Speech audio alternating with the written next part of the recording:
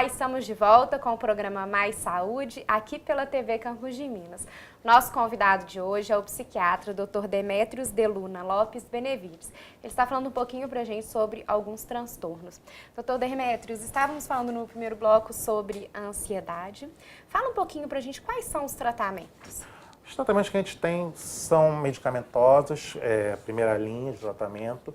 Geralmente são tratamentos que duram em torno de 9 a 12 meses, então não tira aquele mito de que tratamento psiquiátrico é pelo resto da vida.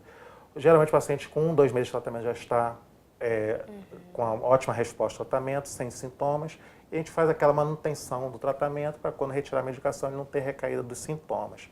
Outras medidas que a gente tem são as medidas não farmacológicas, como atividades físicas, e também, em alguns casos, a gente acaba indicando psicoterapia quando há muitos eventos estressores que acabam prejudicando, acabam por aumentar a ansiedade do paciente. Seriam essas 3 linhas terapêuticas que a gente Então, teria. o tratamento não é para o resto da vida.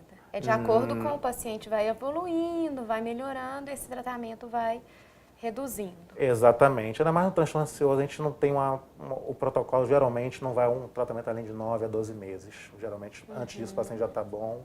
E antes disso, a gente já retira, no máximo nisso, a gente já retira a medicação e responde muito bem a primeira medicação que a gente faz. Dificilmente a gente precisa fazer combinações de medicações, medicações de refratariedade, são tratamentos que têm ótima resposta.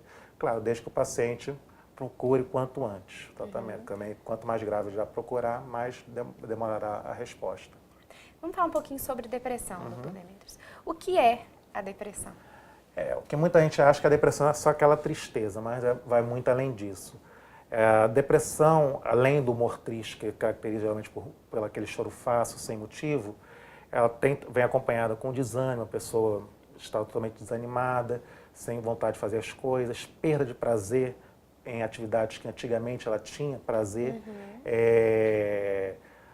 perda de concentração, diminuição do sono, que é o mais comum, embora possa haver aumento, diminuição do apetite, que também é o mais comum, embora também possa haver aumento, e também o cansaço, como se tivesse a sensação de chumbo no corpo, sem ter uma atividade física ou algo que justifique. Então, todos nós podemos ter episódios de depressão ou não? Sim. Pelos manuais diagnósticos, esses sintomas têm que durar pelo menos 2 semanas para a gente caracterizar como um episódio depressivo. E qualquer um está sujeito, sim, à depressão, que ela é justificada por fatores genéticos, fatores neurobiológicos e também por hereditariedade, embora não seja doença psiquiátrica que tenha maior participação hereditária. Mas esses fatores genéticos, fatores neuroquímicos que justificam a base da depressão.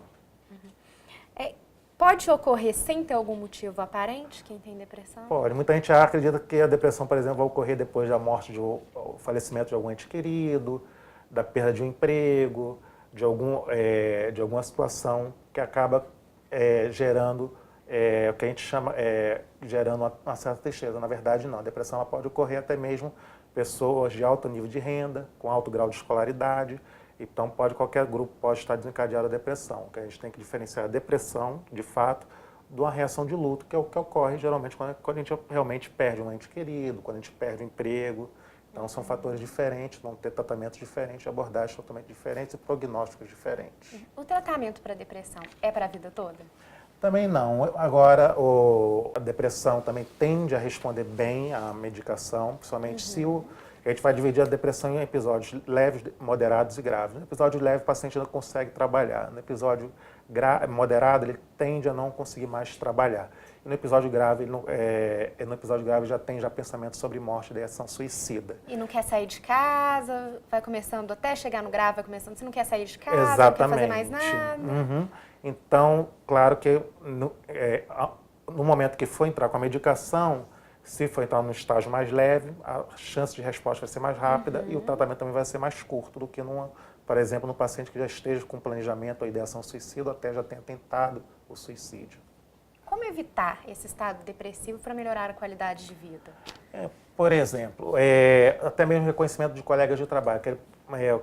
Aquele indivíduo que tinha até então uma ótima produtividade no trabalho, começa a ter o que a gente chama de presenteísmo. Ele até comparece ao trabalho, mas não consegue mais render como antigamente. Só o corpo está ali. Exatamente. A sensação é essa. Exatamente. Essa geralmente é a primeira fase, e depois vai para o absenteísmo de fato, que é quando ele começa a faltar o trabalho.